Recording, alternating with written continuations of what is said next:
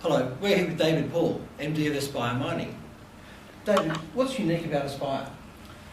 Aspire is unique in that it's ASX listed and its assets are totally focused in Mongolia, and in particular coking coal in Mongolia.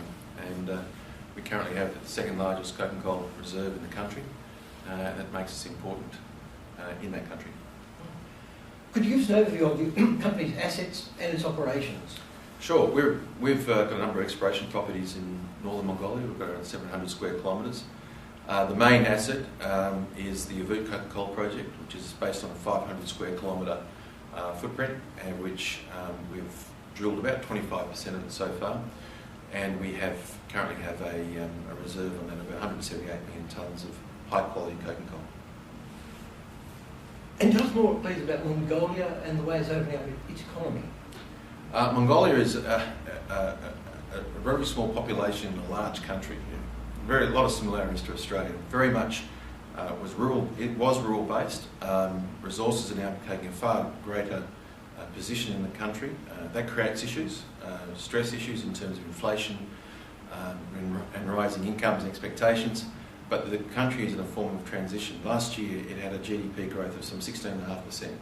And that is the biggest of any country in the world. And in this climate extraordinary, they are still predicting double-digit growth for the next 3 or 4 years, and the country is certainly in transition based on large-scale resource development, both in terms of coking coal and also the massive Oyu Tolgoi copper gold deposit, which Rio Tinto owns.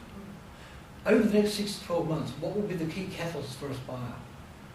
For us, the next 12 months, it's about working hard on all our licensing requirements to get into development, particularly mining licence, access to licences required for a rail link, which we require in order to get our product to market, and then also some additional exploration. We've got some terrific targets out there, particularly towards the east of the basin, which we want to target. Each of them are large enough potential scale as another review. And what do you think are the biggest challenges facing the company at the moment? From the market is essentially the biggest challenge. We put out a reserve and a pre-feasibility study some 2 months ago, and we have a world-class deposit. We have over 30, on current prices, over $30 billion in situ in coking coal sitting in the ground, and yet the price of a company, like most companies that have large capex requirements coming on, has been hit particularly badly. So really that's our biggest challenge, I think, is to get our message across as to the quality of this deposit. There's a couple of things which make it very special and very different, which I don't think people recognise. One is that it has extraordinary high yield, so when you wash the coal, you get a high amount of product out of it. Our yields are around 82%, which is at the very top.